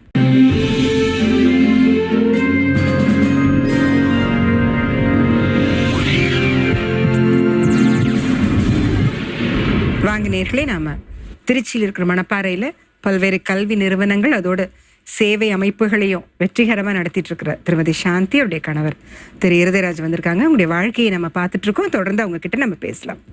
ஸோ சாந்தி, கல்யாணம் ஆயிடுச்சு, வரிசையாக பசங்க 5 பேர். ஸோ இதற்கு நடுவில் ஒரு பள்ளி தான் இருந்தது இல்லையா? இதை வந்து இன்னும் பெருக்கணும், முன்னேற்றணும் அப்படிங்கிற ஒரு எண்ணம், பசங்களை வளர்க்கறது. ஸோ இதுக்கு நடுவில் எவ்வளவோ பிரச்சனைகள் வந்திருக்கும். எப்படி இதெல்லாம் உங்களுக்கு சாத்தியமாச்சு? எனக்கு வந்து பிள்ளைகளை பொறுத்தவரையிலையும் குடும்பத்தை பொறுத்தவரையிலையும் பார்த்துக்கிறதுக்கு எங்க அம்மா வந்து என் கூடயே இருந்தாங்க. ஓஹோ, அதுதான். அதனால அம்மா கூட இருந்ததுனால என்னால உழைக்க முடிந்தது. ஓகே, ஸோ பிள்ளைகளை அம்மா வளர்த்துட்டாங்க. ஓகே, பிள்ளைகள் எல்லாம் அம்மா வளர்த்தாங்க, குடும்பத்தையும் அம்மா பொறுப்பா பார்த்துக்குவாங்க. நாங்க வந்து வெளியில ஸ்கூலை பார்க்க, அதே மாதிரி மற்ற சோஷியல் ஒர்க்கு சம்மந்தமா அப்ராட் போவோம், அதே மாதிரி டெல்லி போவோம், இங்க சென்னை வருவோம், இது மாதிரி திருச்சி, இப்படி பல இடங்கள்ல ஒரு ரொம்ப கஷ்டப்பட்டு ஒவ்வொரு ஃபண்ட்ஸும் வாங்கி இந்த மாதிரி ஏழைகள் ஜனங்களுக்கு உதவி செய்யறதுக்கு. அது முதல்ல எப்படி ஆரம்பிச்சது இந்த சமூக சேவை? இது சமூக சேவை வந்து நாங்க ஏற்கனவே 2 பேருமே, அவங்களுக்கும் நல்ல ஒரு கிவிங் மைண்டு, அதே மாதிரி கொடுக்கணும்ன்ற எண்ணம் அவங்களுக்கும். ஏதோ கொடுத்துட்டு போயிடுவோம் அப்படின்னு இல்லாம ஒரு அமைப்பை நம்ம ஆரம்பிச்சு நடத்துற, அது எப்படி அந்த எண்ணம் வந்தது? அதுதான் ஒரு ஃபாதர் மூலமா அவர் சொன்னாரு, நீங்க இப்படி எல்லாம் செய்தவக்கு நீ ஒரு ஆர்கனைஸ்டா பண்ணுங்க அப்படின்னு சொன்ன உடனே தான் அவரே ஒரு பைலாவெல்லாம் கொடுத்தாரு. அதை வச்சுதான் நாங்க வந்து ஆர்கனைசேஷன் ஆரம்பித்தோம். 1986 நான் 1986 ஆரம்பித்த உடனே ஒரு 88லயே வந்து ஒரு எவ்வளோ பிள்ளைங்க முதல்ல இருந்தாங்க ஹோமில் வந்து முதல்ல அந்த 3 பிள்ளைகள் தான் ஆரம்பித்தோம். அந்த 3 பிள்ளைகள்ல இருந்து அதுக்கு பிற்பாடு 92 பிள்ளைகள் வரையிலையும் ஹோம் வச்சு நடத்திட்டு இருந்தோம். அதுல வந்து ஃபுல்லா மாற்றுத்திறனாளி குழந்தைகள் தான். அந்த மாதிரி குழந்தைகளுக்கு அவங்களுக்கு தனியா, அப்புறம் வீட்டுக்கு பின்னாலதான் வச்சிருந்தோம். அது ரொம்ப கஷ்டமா இருக்கு, இடம் பத்தாததுனால. அதனால நாங்க எங்களுக்கு வந்து ஒரு ஃபேக்டரி கட்டணும்னு ஒரு இடம் வாங்கி போட்டிருந்தோம். அந்த இடத்துல வந்து பேங்க் லோன் போட்டு ஒரு பில்டிங் போட்டு அங்க எல்லாத்தையும் பிள்ளைகள் எல்லாம் ஷிஃப்ட் பண்ணிருக்கான. மருத்துவ உதவி, உணவு இல்லையா? ஆமா, பெரிய விஷயம். ஆமா. ஸோ 5 பிள்ளைங்க இந்த பக்கம் கையில, அங்க வந்து எப்படி சமாளிக்க முடிஞ்சது? எல்லாத்துக்கும் கடவுள் தான் எனக்கு துணைன்னு நான் அதுதான் நினைக்கிறது. அதாவது அப்பெல்லாம் வந்து கடவுளை பிடிச்சிட்டீங்க? இல்ல, அப்பயே நான் வந்து மாதாவை ரொம்ப பக்தியா இருப்பேன். மாதா மேல வந்து நவநாள் சொல்லி டெய்லி இந்த காலையில 5 மணிக்கெல்லாம் எந்திரிச்சு நவநாள் சொல்லி மாதா கூட பேசுவேன். நான் பேசி அப்படி வந்து ஒவ்வொரு காரியத்துக்கும். ஆனாலும் வந்து மாதா கிட்ட இருக்கிற வரையில எனக்கு வந்து பிளஸ்ஸிங்கே கிடையாது, இருந்துச்சு. ஆனாலும் எப்படி வருதோ அந்த பொத்தலான பையில போடுற மாதிரி அது வந்து வர்றதும் தெரியாது, போறதும் தெரியாது. அதே மாதிரி மாதா பக்தி இருந்தது. அதோட வேறு நம்பிக்கைகள்லாம் இருந்ததா? ரொம்ப ஜோசியம் பார்ப்பேன். ஆமா, எல்லா ஜாதகம் கேத்தலிக் ப்ரோடெஸ்டன்ட் பார்க்க மாட்டாங்க. இல்ல, எல்லாரும் பாக்குறது இல்லன்னு கிடையாது, நிறைய பேர் பாக்குறாங்க, ஒரு சிலர் பார்க்க மாட்டாங்க. அதுல நான் வந்து ஜோசியம் பார்க்கணும், கைரேகை பார்ப்பேன், ஜாதகம் பார்ப்பேன். ஜாதகம் கணிச்சு வச்சு. ஆமா, எனக்கு கூட இப்ப இருக்கு ஜாதகம், ஆனா நான் வந்து பார்க்க மாட்டேன். இல்ல ஆனா உங்களுக்கு கணிச்சு வச்சிருந்தாங்க சின்ன வயசுலயே அம்மா எனக்கு எழுதி வச்சிருந்தாங்க. ஓஹோ. அதே மாதிரி என் பிள்ளைகளுக்கு எல்லாத்துக்கும் எழுதுனாங்க. ஓஹோ. சோ அந்த ஜோசியக்காரர்கள் சொல்றதெல்லாம் கூட செய்வீங்களா? ஆமா, எல்லாமே செய்வோம். அதாவது என்னெல்லாம் செய்ய சொல்லுவாங்க? இந்த மாதிரி கழிப்பு கழிக்கணும் அப்படின்னு சொல்லுவாங்க. அப்புறம் வந்து சேலை கொடு அப்படின்வாங்க, கோழி கொடுன்னு சொல்லுவாங்க. எல்லாமே கொடுத்துட்டு தான் இருந்தோம். ஆனா வந்து அதெல்லாம் பண்ணிடுவோம். இப்படிலாம் நாங்க வந்து நிறைய ஜோசியத்துல ஏதாவது ஒரு பிரச்சனைனா உடனே ஜாதகம் எடுத்து பார்த்து என்ன பிரச்சனை அப்படின்னு சொல்லிட்டு கேட்கறதுக்கு இந்த மாதிரிலாம் இருந்துச்சு. அப்ப வந்து உண்மையிலேயே எங்களுக்கு வந்து ஒரு சமாதானமே இருக்காது. அதாவது எல்லாமே வரும், பணம் வரும் போகும், வசதியா இருந்தாலும் கூட மனசுல வந்து ஒரு சமாதானம், ஒரு நிம்மதியே இல்லாம தான் இருந்துச்சு. சோ இது ஒரு பக்கம், அது அப்படியே ஓடிட்டு இருக்கோம், தெரியாது, வாழ்க்கையே அப்படிதான் நினைச்சுப்போம் இல்லையா? இப்ப இன்னைக்கு சமாதானம் என்னன்னு தெரிஞ்சுக்கிட்டு அன்னைக்கு அது இல்லன்னு தெரியுது. அன்னைக்கு வந்து அது அப்படியே போராட்டம், ஏதோ போராட்டம், அது அப்படியே ஜோசிய காட்ட போறது. சினிமா ஒரு நாளைக்கு எத்தனை சினிமா பாப்பீங்க? 4 சினிமா பாத்துருவோம். அதாவது சாட்டர்டே ஆயிடுச்சுன்னா என் ஹஸ்பண்ட், நானு, என்னோட ஃப்ரெண்ட்ஸ் எல்லாம் சேர்ந்து, அதுதான் இப்போ ஒரு அவுட்டிங் மாதிரி தெரியுமா? சோ இப்படியே போயிட்டு இருந்ததுல ஒரு பக்கம் பள்ளி பெரிதாயிட்டு இருந்ததா? ஸ்கூல் நாங்க வந்து ஸ்கூலை வந்து அப்புறம் வந்து இது நர்சரின்றத அப்புறம் வந்து பிரைமரி ஆக்கணும். பிரைமரி ஆக்குனது மிடில் ஆக்கினது அப்புறம் ஹை ஸ்கூல் ஆக்கி, ஹை ஸ்கூல்ல இருந்து ஹையர் செகண்டரி ஆக்கணும். அதோட வந்து அப்பா வந்து 2 ஸ்கூல், ஒரு 10 ஸ்கூல் நடத்துனாங்க கிராமங்கள்ல. அந்த 10 ஸ்கூல்ல வந்து அது அப்பாவுடைய இறப்புக்கு பின்னால நாங்க வந்து அதை எல்லாத்தையும் க்ளோஸ் பண்ணிட்டு 2 ஸ்கூலை மட்டும் நல்லா இருக்கிற ஸ்ட்ரென்த் இருக்கிற ஸ்கூலா எடுத்து அதெல்லாம் நடத்திட்டு ஃபுல்லி ரெகக்னைஸ். இதற்கு நடுவில் அது உங்களுடைய பக்தி, அது தவிர நம்ம சொல்ல முடியாது, நமக்கு காட்டப்பட்ட பக்தி அது கத்தோலிக்க திருச்சபையினால. ஸோ இதற்கு நடுவில் வந்து எப்படி இந்த ஆவிக்குரிய வாழ்க்கை? அதாவது என்னுடைய ஹஸ்பண்ட் வந்து ரொம்ப பைபிள் படிப்பாங்க. எப்படி அது அவருக்கு எப்படி அந்த பழக்கம் வந்தது? எனக்கு வந்து எங்க வீட்டுக்கு பாஸ்டரும் ஒரு இந்து நண்பரும் வந்தாங்க. ஓகே. அவங்க வந்து எங்க வீட்டுல வந்து ஜெபம் பண்ணாங்க எங்க அப்பாவுக்கு. அப்பாவுக்கு உடம்பு சரியில்லை. ஆமா, அவர் வந்து சாப்பிட முடியாம. என்ன அப்பா உடம்புக்கு? புற்றுநோய். ஓ சரி சரி. கேன்சர் ரொம்ப வர வர அவரால் எந்த விதமான இதுவும் சாப்பிட முடியல. ரொம்ப கஷ்டப்பட்டுக்கிட்டு இருக்கும்போது அவங்க வந்து பைபிளை கொடுத்து எண்ணெய் பூசி எங்க அப்பாவுக்கு ஜெபம் பண்ணாங்க. அப்ப எனக்கு ஒரு புதிய ஏற்பாடை அவங்க கொடுத்தாங்க. நீங்க இதை தினம் படிங்கன்னு சொல்லி அப்பாவுக்கா ஜெபம் பண்ணிட்டு போனாங்க. அதுல இருந்து நான் அந்த பைபிளை, அந்த பாதிப்பு அவருக்கு இருக்கு, ஆமா, அந்த பைபிளை எடுத்துட்டு படிக்க ஆரம்பிப்பேன். ட்ரெயின்ல போகும்போது வரும் பொழுது எல்லா நேரங்கள்லயும் நான் படித்து கொண்டே இருப்பேன். சரி, அதுதான் சாந்திக்கு பிடிக்காது. ஆமா, பிடிக்காதுல்ல? பிடிக்காது அந்த அளவுக்கு. ஏன்னா நம்ம பைபிள் தானே அது. நான் பைபிளை பார்த்ததே இல்லை. அவங்க என்ன கேத்தலிக் கத்தோலிக்கர்களுக்கும் அதுதான் வேதம் இல்லையா? அது நல்ல விஷயம். ஒரு ஹஸ்பண்ட் வந்து பைபிள் படிக்கிறாருங்க. இல்ல, நான் வந்து பைபிள் வந்து இவங்க சத்தம் போட்டு படிப்பாங்க. நான் வந்து நவநாள் சொல்லும் போது நான் மனப்பாடம் பண்ணுவேன். நான் மனப்பாடம் பண்ணி சொல்லுவேன். நான் சொல்லும் போது இவங்க கத்தி படிக்கிறது நான் சொல்லுவேன். உடனே ஐயோ இந்த பைபிள் எல்லாம் படிக்காதீங்க, இதெல்லாம் வந்து தரித்திரம் வரும் நமக்கு, அத வந்து பைபிள் படிச்ச தொட்டானா நமக்கு தரித்திரம் வரும் அப்படின்னு சொல்லி நினைப்பு. அப்ப உடனே இவங்க சொல்லுவாங்க, இவங்க வந்து அவங்க என்ன செய்வாங்க, குளிச்சுட்டு துண்டை கட்டிக்கிட்டு வந்து அதை சத்தம் போட்டு படிச்சுட்டே இருப்பாங்க. ஒரு நாள் பார்த்தேன், கையில இருந்ததை பிடிங்கி தூக்கி எறிஞ்சிட்டேன். அந்த அளவுக்கு கோபம் எனக்கு. என்ன மாதாதான் அப்படின்ற ஒரு இதுல இப்படி இருப்பேன். அதுக்கு அவருக்கு கோபம் இல்லையா? இல்ல, பரவாயில்ல. அவங்க ரெண்டையும் கும்பிடுவாங்க, மாதாவையும் கும்பிடுவாங்க. அப்ப அந்த வழக்கம் இருந்தது. ஓகே. சோ இந்த அளவுக்கு அதுல அதன் மேல வந்து ஒரு பயம் இருந்தது, வெறுப்பு இருந்தது. வெறுப்பு அப்படின்றது இல்லை, பயமும் இல்லை, என்னமோ தெரியல எனக்கு. அது பைபிளை தொட்டா எல்லாரும் சொல்லுவாங்க பைபிள் எல்லாம் தொடக்கூடாது அப்படின்னு சொல்லுவாங்க. அதனால பைபிள் ஒரு பெரிய ரகசியம் மாதிரி அது ஏதோ ஒரு மாதிரியே தள்ளி வச்சுட்டாங்க அந்த இதுல, அப்படி ஆயிடுச்சு. ஸோ அந்த மாதிரி இருக்கும்போது எப்படி வந்து மெல்ல மெல்ல ஆண்டவருடைய தொடல்? அதாவது நான் எங்க ஸ்கூல்ல வந்து ஃபர்ஸ்ட் வந்து ஏஜி சபையனுடைய பாஸ்டர்ஸ் எல்லாம் ஒரு ஐக்கியம் மாதிரி வந்திருந்தாங்க. அப்ப எனக்கு பாஸ்டர்ஸ்னா என்னன்னே தெரியாது, ஃபாதர் தான் தெரியும் எனக்கு. அதனால பாஸ்டர்ஸ் எல்லாம் வந்து பேண்ட் எல்லாம் ஒயிட் அண்ட் ஒயிட் போட்டுட்டு எங்க ஸ்கூலுக்கு நிறைய பேர் வந்திருந்தாங்க. நான் இவங்களை பார்த்துட்டு உடனே என்ன செஞ்சேன், ஐயே இது யாரு அப்படின்னு சொல்லி கேட்டேன். இவங்க சொன்னாங்க பாஸ்டருக்கு. இவங்கெல்லாம் பாஸ்டர்னா என்ன அப்படின்னு கேட்டேன். இல்ல இவங்கெல்லாம் ஊழியக்காரவங்க. அப்படின்னா ஊழியக்காரவங்கன்னா கூட என்னன்னு தெரியாது. அப்போ வந்து எதுக்கு இங்க வந்திருக்காங்க அப்படின்னு, அவங்க எல்லாம் வந்து இந்த மாதிரி ஐயோ மதம் மாத்திடுவாங்க அவங்க அப்படின்னு சொல்லிட்டு, ஒரு மதம் வேற மதம் மாதிரியே பாத்தீங்களா நீங்க? உடனே நான் என்ன திருப்பிட்டு அந்த பக்கம் ஓடிட்டேன். நான் ஆபீஸ் ரூம்குள்ள போன உடனே அவங்கெல்லாம் வந்த உடனே பிரைஸ் லார்ட் சிஸ்டர் திரும்பி பார்த்துட்டு பிரைஸ் லார்ட்னு சொல்லவே இல்லை, ஓடி வந்துட்டேன் நான். நம்மளை மாத்திடுவாங்க அப்படின்னு சொல்லிட்டு. அதுக்கு பிற்பாடு வந்து இவங்க சொன்னாங்க இப்பெல்லாம். அப்புறம் பார்த்தீங்கன்னா கர்த்தர் வந்து என்னைய வந்து அவர் நேசிச்சிருக்கிறாரு. அதனால எனக்கு அதிகமான பாஸ்டர்ஸ், டெய்லி பாஸ்டர்ஸ் வீட்டுக்கு வர ஆரம்பிச்சாங்க. ஒவ்வொரு பாஸ்டரும் ஒவ்வொரு நாள் யாருன்னே தெரியாது, வந்துட்டு ப்ரேயர் பண்றோம் சிஸ்டர், ப்ரேயர் பண்றோன்னு. நான் ஓடி போய் ஐயோ இந்த பாஸ்டர் இந்த ஆளுங்க வந்துட்டாங்கன்னு சொல்லிட்டு ஓடி போய் ஒளிஞ்சுக்குவேன். ஏன்னா ஃபாதர்ஸ் எல்லாம் சொல்லியிருக்காங்க அங்க மாதிரி வருவாங்க, வீட்டுக்குள்ள அனுமதிக்காதீங்க. ஆமா, அதே மாதிரி ஸ்கூல்லையும் ஆரம்பிக்கிறதுக்கு அனுமதி கொடுக்க கூடாதுன்னு சொல்லிட்டாரு. உங்க ஸ்கூல்ல நடத்திட்டு இருந்தாங்களா? ஆமா, இவங்க உத்தரவு கொடுத்து நடத்திட்டு இருந்தாங்க. சண்டே சர்வீஸ் மாதிரி. அதனால ஃபாதர் வந்து அதெல்லாம் இடம் கொடுக்காதீங்கன்னு சொல்லிட்டாரு. அப்புறம் நான் சொன்னேன் இவங்கள்ட்ட இடம் கொடுக்க வேண்டாம் அப்படின்னு. அது இப்பாடு கொஞ்சம் வேற இடத்த மாத்திட்டு போயிட்டாங்க அவங்க. நாங்க போன்னு சொன்ன உடனே அப்புறம் அது இப்பாடு வீட்டுல வந்து ஒவ்வொரு பாஸ்டர்ஸா வருவாங்க. வந்தாங்கன்னா அப்ப எனக்கு வந்து ரொம்ப கஷ்டமா இருக்கும், எதுக்கடா இந்த ஆளுங்க வந்துகிட்டே இருக்கிறாங்களே அப்படின்னு சொல்லி. அப்புறம் கடைசியில பாத்தீங்கன்னா எல்லாரும் வந்தவங்க அப்படியே வந்தவங்க போயிட்டாங்க, காசுக்காக வர்றாங்க இவங்கெல்லாம் அப்படின்னு சொல்லி. அதுக்கு பிற்பாடு கடைசியா ஒரு பாஸ்டர் வந்து பாஸ்டர் ஆண்டனி ராஜன் சொல்லிட்டு அவரு ஊழியமும் ஸ்கூல்ல டீச்சராகவும் இருக்கிறாரு. அப்ப அவர் வந்து நம்ம வீட்டுல கடைசி வரைக்கும் என்ன திட்டினாலும் சரி போவே மாட்டாரு. அப்ப நான் ஜாதகம் பார்த்துட்டு உட்காந்துருப்பேன், அவர் வந்து உட்காந்துருப்பாரு, பாஸ்டர் வந்து உட்காந்துருப்பாரு. பாஸ்டர் நல்லா பாப்பாரு, நீங்களும் பாருங்க பாஸ்டர் அப்படின்னு சொல்லுவேன் அவரை.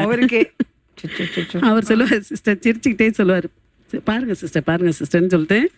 அப்புறம் அப்படியே கொஞ்சம் கொஞ்சமா சத்தியத்தை சொல்ல ஆரம்பிச்சாரு. அப்புறம் பொறுமையா இருப்பாரு, வர்றப்ப எல்லாம் ஏதாவது வாங்கிட்டு வந்து தருவாரு, அன்பை பரிமாறி கொடுறது மாதிரி. அவர் மேல நமக்கு ஒரு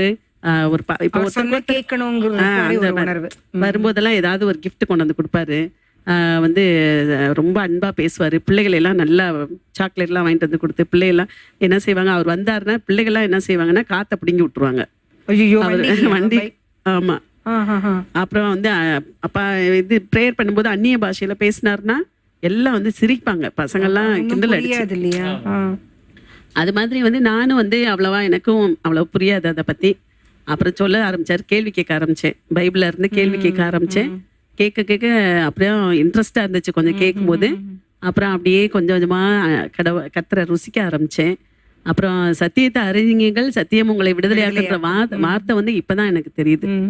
அது மாதிரி ஒவ்வொரு வசனமும் அந்த சின்ன வயசுல இருந்து நான் ரொம்ப உண்மையா இருக்கணும் அப்படின்னு நினைப்பேன்.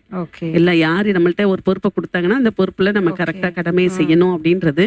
அப்ப அந்த மாதிரி இருக்கும்போது அப்ப உண்மையுள்ள மனுஷன் பரிபூர்ண ஆசீர்வாதங்களை பெற்றுக்கொள்வான்றத வந்து இப்ப அந்த வசனத்துக்கு அது சரியான பதில்ன்றத நான் வந்து தெரிந்துக்கிட்டேன். கொஞ்சம் தெளிவு வந்ததா? ஆமா. இப்ப அதுக்கு நல்லாவே எனக்கு வந்து பைபிள்ல இயேசு கிறிஸ்து எப்படி, அப்ப நான் எனக்கு கேட்பேன், வந்து சரி உலகம்லாம் படைக்கு முன்னாடி அந்த கடவுள் எங்க இருந்தாரு அப்படின்னு சொல்லி கேட்பேன். அதுக்கு அவங்களால பதில் சொல்ல முடியாது.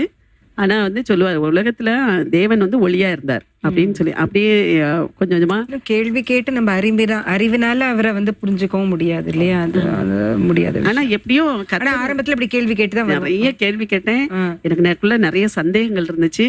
ஆனா எப்படி கர்த்தரை வந்து அந்த அளவுக்கு வந்து ருசிக்க ஆரம்பிச்சேன் அப்படின்றது எனக்கு தெரியாது. அப்படியே நம்ம கேத்தலிக்ல போய் பூசை பார்த்துட்டு அதுக்கு பிற்பாடு அங்க போய் சர்வீஸ்ல போய் கிட்டத்தட்ட வந்து ஒரு 11 மணி வரைக்கும் இருந்துட்டு வருவேன். சில சமயம் அது பல நாள் பழக்கப்பட்டது, திடீர்னு அதை விடுறதுக்கும் ஒரு பயம் இருக்கும். அது என்னன்னு ரொம்ப போராடினேன். அதாவது மாதா விட்டுட்டு போனா மாதா கோச்சுக்குவாங்கன்னு மாதாட்ட சொல்லுவேன், அம்மா என்னை கோச்சுக்காதீங்கம்மா, உங்க பையனை தான் நான் கும்பிடுறேன் அப்படின்னு சொல்லுவேன். அப்புறம் அப்பா அண்ணன் உங்களை கோச்சுக்காதீங்க, நான் உங்க அம்மாவை தான் நான் கும்பிடுறேன்னு சொல்லி இப்படி 2 பேரையும் மாத்தி ரொம்ப குழப்பமா இருந்துச்சு, எனக்கு பயமா வேற இருந்துச்சு. அப்ப அந்த ஒவ்வொரு படங்கள் எல்லாம் எடுத்து போடணும்னு, விக்கிரகங்கள் எல்லாம் வைக்க கூடாது அப்படின்னு சொல்லும் போது அதெல்லாம் எடுத்து போடணும்னு சொல்லிட்டு நான் எடுத்து போடணுமே, அம்மா வந்து விட மாட்டாங்க. உங்க அம்மா? எங்க அம்மா ஒன்னும் சொல்லலையா? ஹஸ்பண்ட் ஒன்னும் இல்ல? அவங்க வந்து எனக்கு வந்து இந்த இதுல வந்து எதுவும் சொல்ல மாட்டாங்க. அதாவது அவங்க வந்து எதுவுமே என்னைய வந்து இப்படி இப்ப இதை கும்பிடு அதை கும்பிடு அப்படிலாம். ஆனா அவங்க வந்து அதான் முன்னால இருந்தாங்க, ஆனா பிந்திட்டாங்க, நான் முந்திட்டேன். Okay. So one fine day decide பண்ணீங்க அன்னைக்கு. அதுக்கு தொடர்ந்து அப்படியே இதானோட பிற்பாடு நான் முழுசா வந்து கர்த்தருக்குள்ளார அப்படியே எனக்கு ருசிக்க ஆரம்பிச்ச பிற்பாடு எனக்கு பல சோதனைகள் வந்தது. ஓகே. நிறைய சோதனைகள் எடுத்து இதுதான் சரியான வழி, வேற ஒண்ணும் இல்ல, ரொம்ப பெரிய இதுல அப்படின்ற ஒரு முடிவு நீங்க எப்ப எடுத்தீங்க அப்படின்னு சொல்லி ஒரு சின்ன இடைவேளைக்கு பிறகு நம்ம தொடர்ந்து பேசலாம்.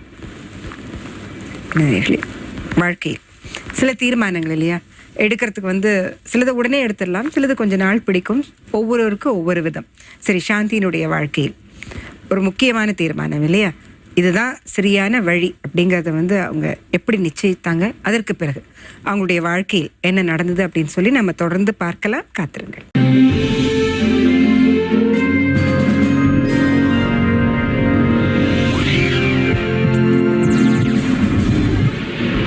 வாங்கினீர்களே, நம்ம தொடர்ந்து திருமதி சாந்தி திரு இருதயராஜ் தம்பதிகிட்ட நம்ம பேசலாம். ஓகே சாந்தி, ஸோ முடிவு பண்ணிட்டீங்க, நீங்க ஞானஸ்தானம் எடுத்துட்டீங்க முதல்ல, அதுக்கப்புறம் தான் பிரதரே எடுத்தது. ஆமா. ஓகே, ஸோ இதற்கு பிறகு வாழ்க்கைனா போராட்டங்கள் உண்டு இல்லையா?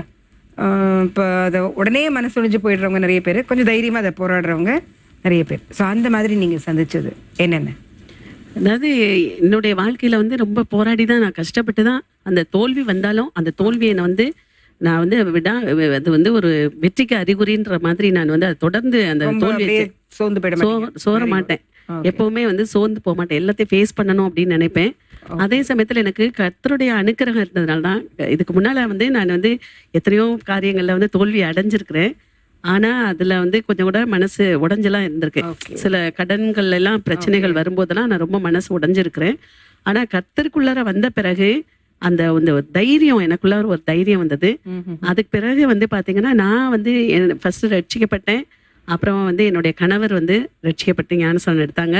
அதுக்கு பிறகு என்னுடைய ஒவ்வொரு பிள்ளைகளுக்கு வந்து ஒவ்வொருத்தருக்கும் ஒரு சோதனைகளை காட்டி கர்த்தர் வந்து எல்லாத்தையுமே, குழந்தைகளை பூரத்தையும் கர்த்தருக்குள்ள கொண்டு வந்தாரு. ஒரு பையன் வந்து பெரிய பையன் வந்து பெரிய ஆக்சிடென்ட்ல ஈசிஆர் ரோட்ல ஆக்சிடென்ட் ஆகி, அதாவது அவனுக்கு வந்து டாக்டர் சொல்லிட்டாரு இவனுக்கு பொழைக்க மாட்டான் அப்படின்னு சொல்லி. அப்ப நான் வந்து ரொம்ப கர்த்தருக்குள்ளார இருக்கிறதுனால நான் வந்து ஜெபிச்சுக்கிட்டே இருந்தேன். ஏசப்பா என் பிள்ளைக்கு ஒண்ணுமே வரக்கூடாது அப்படின்னு சொல்லி ஜெபிக்கும் போது, அப்ப அவன் பக்கத்துலேயே இந்த ஜெபிச்சுக்கிட்டே தான் இருந்தேன். பக்கத்துலேயே ஒரு சர்ச் ஒன்று, அங்கே போய் நான் வந்து உட்காந்து ஜெபிப்பேன். அந்த பாஸ்டர்ஸ் எல்லாம் கூட்டு வந்து ஜெபிக்க சொல்லுவேன். அப்படியே ஜெபிச்சு பையனுக்கு இப்போ ஆக்சிடென்ட்ன்ற மாதிரி ஒரு சிம்டம்ஸே இருக்காது. அந்த அளவுக்கு வந்து அடிபட்டு இருந்ததா? ஆமா. அதனால இந்த லோவர் ஜாவே ஃபுல்லா இதாயிருச்சு, ஒண்ணுமே இப்படி போயிருச்சு, ஃபேஸே இப்படி போயிருச்சு. அதனால இவன் வந்து இது மாதிரி இருப்பானா, ஒய்ஃப் எல்லாத்துக்குமே முடியாம இதாயிருச்சு. ஆமா, ஃபேமிலியோட தான். அதுக்கு பிறகு அவங்க வந்து என்ன செஞ்சாங்க, அன்னைக்கே ஆண்டவரை வந்து ஏற்றுக்கொண்டு அந்த பையன் ஞானஸ்தானம் எடுத்துச்சு. முதல் பையன் வந்துருச்சு. ரெண்டாவது பையன் டாக்டருக்கு படிச்சுட்டு மாஸ்கோல இருந்துச்சு. அங்க ரஷ்யால. ஆமா, ரஷ்யால படிக்கும்போது நான் வந்து என்ன செய்வேன், மெயில்ல வந்து கர்த்தரை பத்தியே நான் எழுதுவேன், வேற ஒண்ணுமே எழுத மாட்டேன். நல்லா வந்து கர்த்தருடைய வார்த்தைகளையே எழுதி படிக்கணும் அப்படின்னு சொல்லிட்டு, அது மாதிரி அவனும் வந்து வந்த உடனே நீதிமொழிகளோட புஸ்தகம் 2வது அதிகாரத்தை அப்படியே மனப்பாடமா சொன்னா. அதுக்கு பிறகு வந்து எப்படியோ கர்த்தர் நம்ம பிள்ளைய தொட்டுட்டாரு அப்படின்ற ஒரு சந்தோஷம். அது வந்து என்ன செய்ய, அண்ணனுடைய ஆக்சிடென்ட் அப்பயும் அது அங்க ஆக்சிடென்ட், இது அண்ணன் எடுக்க முன்னாடியே அது போய் அங்க பயந்து திருச்சியில தானாவே போய் பாஸ்டர்ட்ட போய் ஞானஸ்தானம் எடுத்துட்டு வந்துருச்சு. ஆமா. ஓகே, அந்த 2வது பையனுக்கும் இப்ப கல்யாணம். ஆமா. அப்புறம் 3வது பையன் வந்து பாத்தீங்கன்னா சோரியாசிஸ் வந்து +2 படிக்கும் போது, ரொம்ப கஷ்டமான நோய் இல்லையா? +2 படிக்கும் போது சோரியாசிஸ் டிசீஸ் வந்து 3 மந்த்ஸா வந்து சென்ட் பீட்டர்ஸ்ல கொடைக்கானல்ல படிச்சான். அப்ப அவனுக்கு வந்து அந்த மாதிரி ஃபுல்லா உடம்புல வரும்போது அவனால வந்து ஒழுங்கான ட்ரீட்மெண்ட்டும் இல்ல. அதாவது கர்த்தரா பார்த்து சுகம் கொடுத்தாதான் வேற ஒரு வழியே இல்லைன்ற மாதிரி கடைசியா கர்த்தரை பிடிச்சான். அந்த 3 மாசம் படிக்காத படிப்பையும் கூட ஸ்கூல்ல சேர்க்கவே மாட்டேனாங்க. ஏன்னா 3 மந்த்ஸா அவன் இது பண்ணிட்டா, அதனால நெக்ஸ்ட் இயர் தான் +2 எழுத முடியும். நான் சொன்னேன், இல்லை சார் நீங்க சேர்த்துக்கங்க, அதுக்கு மேல வந்து அப்படி படிக்கலைன்னா எக்ஸாம் டைம்ல வேணா நிறுத்திக்கலான்னு சொன்னேன்.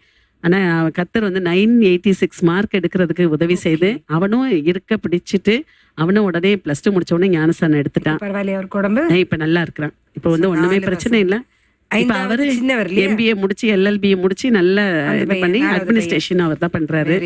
அதே மாதிரி 4வது பையன் வந்து பாத்தீங்கன்னா பயங்கரமான, வீட்லயே அந்த மிஸ்சுவஸ் பாய்ன்னு சொல்லுவாங்க இல்ல, கடைசியில அதுக்கு மேல இன்னொன்னு இருக்கேன். இது 4வது பையன் வந்து பயங்கரமா டார்ச்சர் பண்ணுவான் எல்லாரையும். அதாவது எல்லா சர்வன்ஸ் எல்லாம் பயங்கரமா டார்ச்சர் பண்ணி ரொம்ப துன்பப்படுத்துவான். ஆனா அப்படிப்பட்டவனா இருந்த பையன் 10th வந்து பாத்தீங்கன்னா எல்லாத்துலயும் above 70 மார்க்ஸ். இதுல வந்து தமிழ்ல வந்து அவனுக்கு தமிழே தெரியாது, ஏன்னா ஹிந்தி எடுத்து படிச்சதுனால. அந்த தமிழ் வந்து அதை வந்து நான் சொன்னேன், வேற ஒண்ணுமே நான் செய்யல, நீ வந்து கர்த்தரை ஏற்றுக்கொண்ட நிச்சயமா நீ வந்து பாஸ் பண்ணிடுவ அப்படின்னு சொன்னேன். அப்ப வந்து என்ன செஞ்சேன், நான் பைபிளை வச்சே நான் வந்து தமிழ் சொல்லி கொடுத்தேன். தமிழும் வரும். ஆமா, தமிழ் ஆண்டோடைய வார்த்தையும் கேட்ட மாதிரி இருக்கும், தமிழை சொல்லி கொடுத்த மாதிரி இருக்கும். அதை வாசிக்க வாசிக்க அவனுக்கு வந்து நல்ல ஒரு அறிவு வரும்ன்ற ஒரு நம்பிக்கையோட நான் வந்து அதையே வந்து சொல்லி கொடுத்தேன். அந்த வருஷத்துல வந்து அவன் கரெக்டா எல்லாத்துலயும் above 70 எடுத்து 35 மார்க்ஸ் எடுத்து பாஸ் பண்ணான் தமிழ்ல. அப்ப வந்து பாஸ் பண்ணிட்டான் அப்படின்றத அதுல வந்து அவனுக்கு ஒரு நம்பிக்கை வந்துச்சு. அம்மா இனிமே கத்தர் இல்லைன்னா நிச்சயமா நான் பாஸ் பண்ணிருக்க முடியாது, நான் இப்பயே நான் வந்து கத்தருக்காக நான் என்னை ஒப்பு கொடுக்குறேன்னு சொல்லி ஞானஸ்தானம் எடுத்துட்டான். இன்னைக்கு அவன் தான் ரொம்ப ஊழியத்துல ரொம்ப வல்லமையா எனக்கு அடுத்து அவன் வந்து நல்ல ஒரு பார்த்துட்டு. ஐந்தாவது பையன் வந்து 10th படிக்கும் போது அவனுக்குள்ள ஒரு பயம் வந்துச்சோ என்னன்னு தெரியாது. சர்ச்சில் உட்கார்ந்துருக்கும் போதே, ஆனா கேத்தலிக் இருக்கும்போது யாருமே சர்ச் போக மாட்டாங்க. எழுப்புறதுக்குள்ளேயும் 1 மணி நேரம் தான் பூசை நடக்கும். அந்த 1 மணி நேரம் கரெக்டா அந்த நேரத்துல இவங்களை எழுப்பிட்டு இருக்க நேரம் நம்ம வந்து டைம் ஆயிரும், நமக்கு சர்வீஸ் போகணும் அப்படின்றதுனால நான் என்ன செய்வேன், எழுப்பாமே ஓடிடுவேன். எழுப்பினாலும் எந்திரிக்க மாட்டாங்க. ஆனா இப்போ வந்து சபைக்குள்ள வந்த பிறகு பாத்தீங்கன்னா அவங்க சொல்லவே வேண்டாம். 7:30 மணிக்கு சர்வீஸ், 8 மணிக்கு சர்வீஸ், 7:30க்கெல்லாம் கிளம்பி 8 மணிக்கு கார் எடுத்துருவாங்க. 5வது பையன் பாத்தீங்கன்னா 10th படிக்கும் போது அது வந்து எடுத்துருச்சு, ஞானஸ்தானம் எடுத்துட்டு. அது மாதிரி அதுவும் பாத்தீங்கன்னா பயங்கரமான ஒரு இதுலதான் பாஸ் பண்ணுச்சு. அது பிரெஞ்சு செகண்ட் லாங்குவேஜ். இங்க வந்து அப்புறம் தமிழ் படிச்சு அதுவும் வந்து +2 பாஸ் பண்ணி அது ஒரு இதுல இதாயிடுச்சு. அப்புறம் பாத்தீங்கன்னா திரும்ப வந்து அதுக்கு வந்து கர்த்தர் வந்து உதவி செய்து அப்புறம் முடிச்ச உடனே பி பண்ணிருச்சு. அப்ப எனக்கு எல்லாமே விஷன்ல ஒவ்வொரு பிள்ளைகளையும் காட்டுவார் எனக்கு, இவன் என்ன படிப்பான் அப்படின்னு சொல்லி. அப்ப என் பிள்ளைகள்லாம் சொன்னாங்க, நீங்க என்னம்மா விஷன்? நான் சொன்னேன் 2 பேரும் உங்களை பின்னு ஆண்டவர் காட்டியிருக்காருடா, நீங்க 2 பேரும் பி படிப்பீங்கன்னு சொன்னேன். உடனே என்னம்மா நீங்க வந்து பி படிக்கிறேன்னு சொன்னீங்க? இவனை வந்து பாலிடெக்னிக்ல போட்டோம் 10th முடிச்ச உடனே. அப்புறம் அவன் வந்து 10th பாலிடெக்னிக்ல ஒரு சப்ஜெக்ட்ல ஃபெயிலா போயிட்டான் அந்த வருஷம், நான் பார்த்த விஷன் பார்த்த வருஷம். இவன் வந்து பாத்தீங்கன்னா மேத்ஸ்ல ஃபெயில் ஆயிட்டான். 2 பேரும் கேட்டாங்க, என்னம்மா நீங்க விஷன் பார்த்தீங்க, ஆண்டவர் சொன்னாருன்னு சொன்னீங்க, நீங்க வந்து நான் இப்போ வந்து நாங்க 2 பேரும் ஃபெயிலா போயிட்டோம்ல அப்படின்னு சொன்னாங்க. நான் சொன்னேன், இல்ல உங்க 2 பேர்த்துலையும் ஒரு குறை இருக்கு, அதனால அந்த குறையை நீங்க நிவர்த்தி செஞ்சீங்கன்னா ஆண்டவர் வந்து உங்களுக்கு நிச்சயமா அவர் காட்டினதை வந்து நிச்சயமா பொய்யாக்கவே மாட்டாரு, அது நிச்சயமா நிறைவேற்றுவார் அப்படின்னு சொன்னேன். என்னம்மா சொல்லுங்க? நான் இப்ப சொன்னேன் நீ சண்டைக்கு வருவீங்க, அதனால நான் பிரேயர்ல வச்சு சொல்றேன்னு சொல்லி பிரேயர்ல சொன்னேன். கொஞ்சம் உங்களுக்குள்ள தாழ்மை இருக்கணும், நம்ம எவ்வளவுதான் உயர்ந்திருந்தாலும் ஆண்டவர் சொல்ல தாழ்மையிலோனே தான் நோக்கி பார்ப்பேன்னு சொல்லியிருக்கிறாரு, தாழ்மையிலோனே தான் கிருபை அளிப்பேன்னு சொல்லியிருக்கிறாரு. அதனால நீ தாழ்மையை கற்றுக்கொண்டேன்னா நிச்சயமா நீ வந்து ஆமாமா வருது, உண்மைதாமா அது வருது, ஆனா அது என்னமா செய்யறது, திடீர்னு நான் இருக்கக்கூடாதுன்னு நினைக்கிறேன், திடீர்னு வந்துருதுமா அப்படின்னு சொன்னாங்க. அப்புறம் நான் சொன்னேன், முழங்கால் படிட்டு நீ நல்லா ஆண்டவரத்துல ஜெபிச்சுட்டு நீ வந்து திருப்பி ரீடோட்டலிங் அனுப்பு அப்படின்னு சொன்னேன். நிச்சயமா பாஸ்ன்னு வருதா இல்லையான்னு பாரு. அதே மாதிரி அவன் செஞ்சு அனுப்பி விட்டான். பாஸ் பண்ணிட்டு உடனே 76 மார்க்கோட பெரிய அதிசயம் இல்லையா? ஆமா, அதோட வந்து அவனுக்கு ரொம்ப அப்பதான் ஊழியத்துல அவன் தண்ணியை அர்ப்பணிச்சான். அதே மாதிரி இந்த பையனும் இப்ப என்ஜினியரிங் தான், 2 பேருமே. இவன் என்ஜினியரிங் முடிச்சிட்டான் நீங்க சொன்ன மாதிரியே. ஆமா, அவன் என்ஜினியரிங் இப்ப 3rd இயர் பண்ணிட்டு இருக்கான். 5 ஆண் பிள்ளைகளையும், அதுவும் ஆண்டவர் ஒவ்வொரு விதமா ஒவ்வொருத்தரையும். நீங்க அதுக்கு பிறகு வந்து இவங்களுடைய சுகர் இல்லையா? ஆமா, கால்ல வந்து பிரச்சனைனால ரொம்ப கஷ்டம். ஆமா, அவங்கள்ட்ட கேளுங்க, 13 வருஷமா ரொம்ப அவதிப்பட்டாங்க சுகர்னால. கேங்க்ரின் ஃபார்ம் ஆகி அப்படியே 3 புண்ணு. அந்த 3 புண்ணும் பாத்தீங்கன்னா எத்தனையோ முறை ஆபரேஷன் பண்ணி பண்ணி பண்ணி அது ஸ்கிராப் பண்ணி எடுப்பாங்க. ஆமா, ஸ்கிராப் பண்ணி பண்ணி எடுப்பாங்க. அது உடனே திரும்ப வந்து வளர்ந்துட்டு வரும். டெய்லி ட்ரெஸ்ஸிங், ஒரு கம்பவுண்டர் வந்து டெய்லி ட்ரெஸ்ஸிங் பண்ணிக்கிட்டே இருப்பாங்க. அப்போ வந்து இவங்க ஒரு நாள் என்ன செஞ்சாங்கன்னா, ரொம்ப ஒரு வாரமாவே யார்ட்டையுமே பேசுறது இல்ல, ரொம்ப ஃபீபிள் ஆயிட்டாங்க. பேட் ஸ்மெல்லு, அந்த இது வந்து அழுகி போய் அப்படியே இதெல்லாம் ரூம் எல்லாம் பாத்தீங்கன்னா ரூம் ஸ்ப்ரே எவ்வளவு அடிச்சாலும் கூட அதுக்கு மேல அந்த பேட் ஸ்மெல் வரும். அப்படி இருந்தது.